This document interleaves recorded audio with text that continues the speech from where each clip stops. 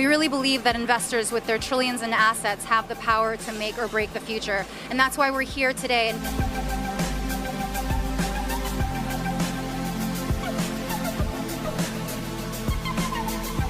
He's not doing a very good job if the company that he's running is perhaps the largest single owner of fossil fuels on the planet.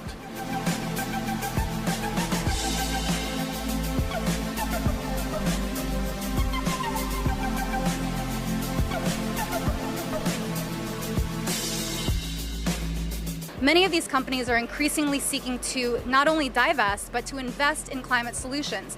But we also can't talk about addressing the fundamental human rights and humanitarian crisis of our time, climate change, unless we're willing to take on behemoths like BlackRock head on. There's just no other way.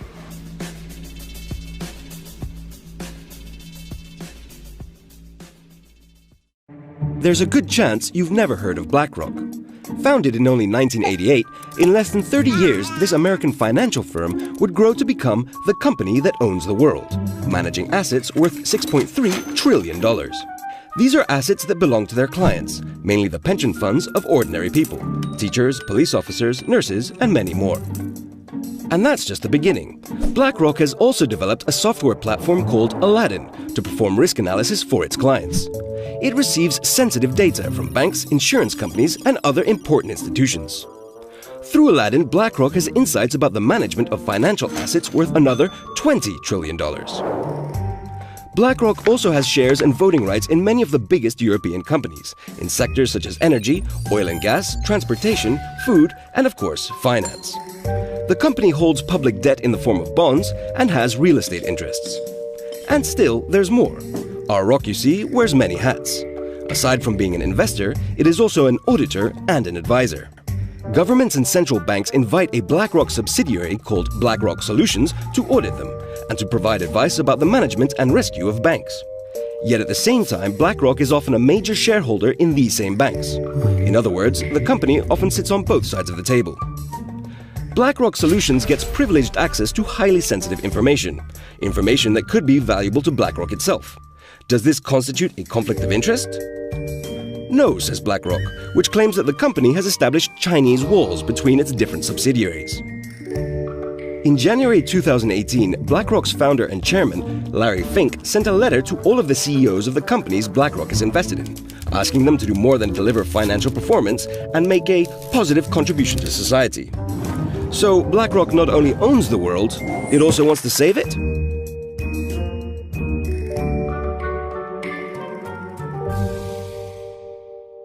Speaking of financials, guys, BlackRock CEO Larry Fink's annual letter out this morning, and the world's largest asset manager announcing the firm will make climate change a focus of all of its investment strategy.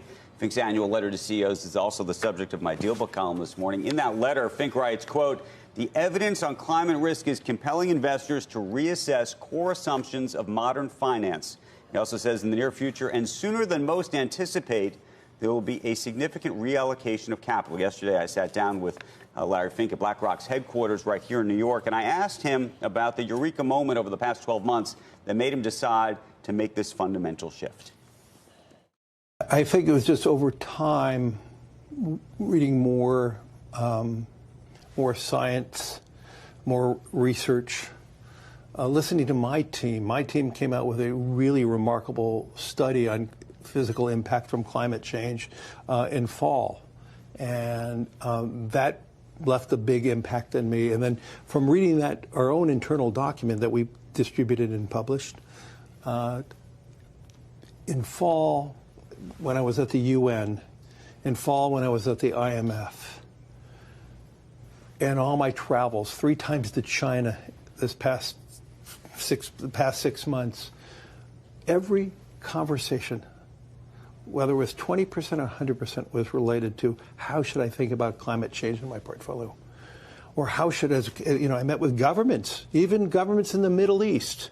They were asking, how should they navigate more solar and more wind? Because for OPEC countries, the movement towards renewables is very powerful for them because their OPEC ceiling on production is only based on production, not how much they sell. And in some of the countries use 20 to 40% of their domestic production for domestic usage. So if they could reduce the amount of domestic need, they could actually sell more. And so this is so in every area, Andrew, more and more people are asking us, how should they be more prepared? What do you tell people who will look at this and say this is just marketing? There was a hedge fund manager in the UK last month who said that BlackRock's record was appalling, that called all of this greenwashing. I read that. I would like to challenge that person because he doesn't know what we're doing. We have not been that transparent about what we are doing. We had 4,800 companies where we had to change, where we voted against board people. We don't publicize things like that.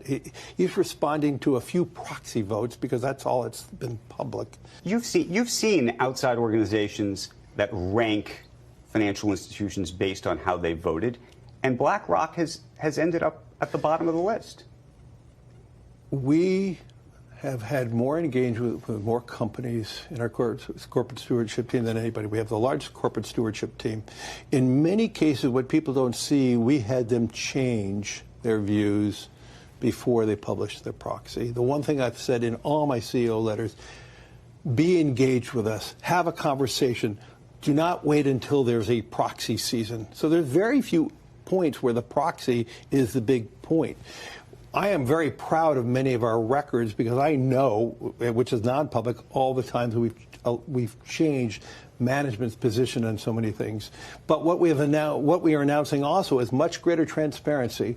So we're willing to live with more transparency, and we're going to be announcing how we're voting on every quarter. We're going to create much greater transparency. So for all those people who are questioning what they do, they're going to have much more to see how we do it. And I'm very proud of how we look at this. How much of this, though, is driven by the investment itself, getting ahead of the narrative, yes, if you will, or what some climate advocates would say should be the goal, which is to save the planet from burning? Well, I, as a fiduciary, and especially in the United States, living under the rules of ERISA, where you're required to only focus on the maximization of return, those climate people who believe we have to save the planet, I understand what they're saying, but we're living under a different rule in this country, and we have to live under that rule.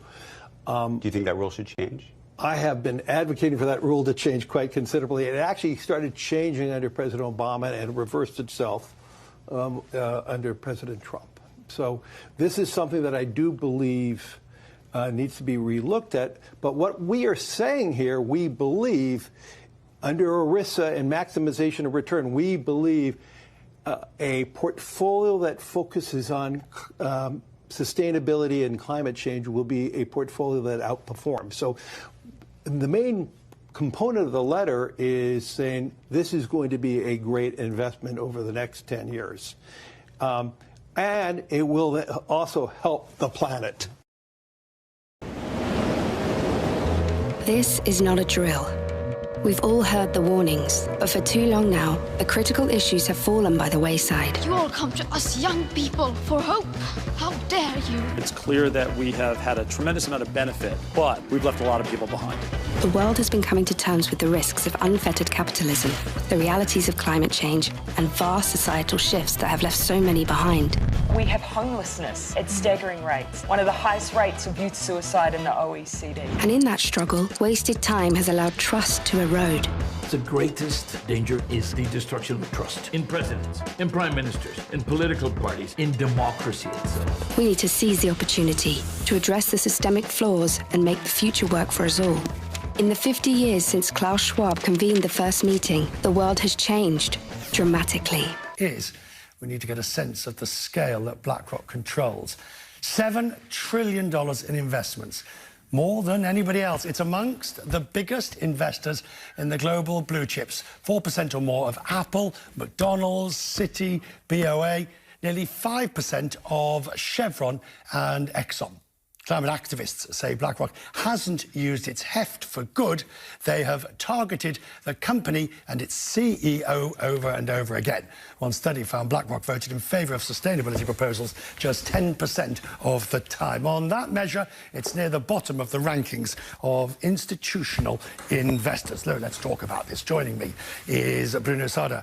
Good to see you, sir. Good to see you. Make yourself comfortable. Thank you. He's the president of CDP, non-profit working to increase the environmental disclosures. Let me put it, how can climate change adversely affect economies and companies? The sort of things we were talking about. In a variety of ways, and at CDP, our main vehicle is actually we get disclosures from over 8,400 of the world's companies representing over 50% of global market cap. So we hear it from companies themselves, along with investors. Just last year, over $250 billion of stranded asset risk. So capital assets that will depreciate in value, potentially all the way down to zero. We need a system that is based around core capabilities for absolutely everybody in this century to flourish and take part. While the Western liberal economic order has reaped huge benefits, it's been too narrowly focused on the interests of shareholders. That's why the Forum is pushing for stakeholder capitalism, a model where corporations are oriented to benefit not just shareholders, but all stakeholders: customers, suppliers, employees, local communities.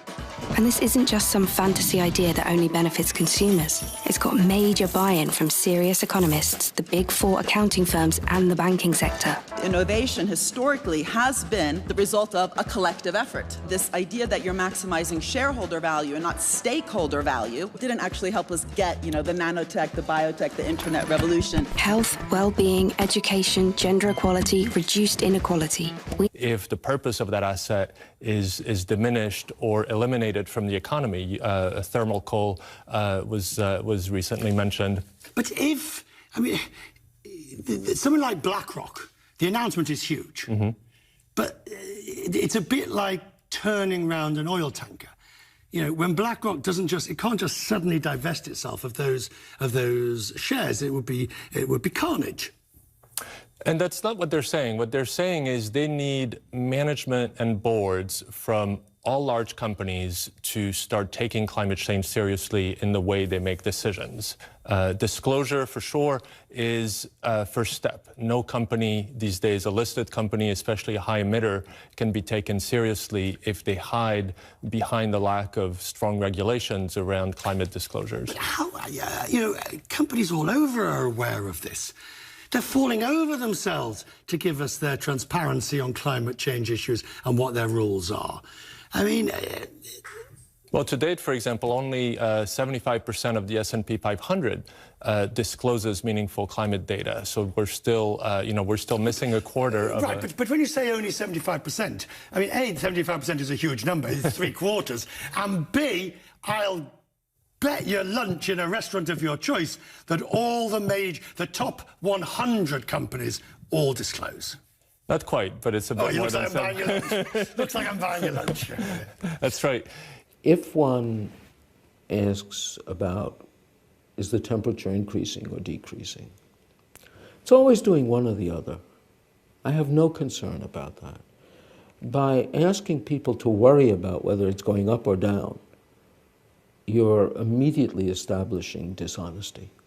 Many of the people who are changing the world are young people. The disruptors are going to be the people that change the world. With half of the population below 27 years old, we have to listen to the young people, and that's what we will do. Because we're all in this together, so help us build a fairer world. You have to figure out how to fund science in a way that there are no incentives to artificially promoting things. When you hear, for instance, a scientist saying the science is settled, that person has stepped out of the science. I think that registers with ordinary people. And whenever you see someone say, instead of answering arguments, how could so many people agree if it weren't true? This should be a red flag. My view is one has conflated the trivial, which is that temperature is changing, climate is changing, man plays some role, there's not much disagreement with predictions of disaster that are not connected clearly to warming or to our activities or to anything else, and leaving people with the thought that if the first part is true, the second part must be true. That is certainly not the case. And then to add insult to injury, to propose policies that would have nothing to do with any of it, but involve trillions of dollars and harm to many people, is, I think, crossing the line.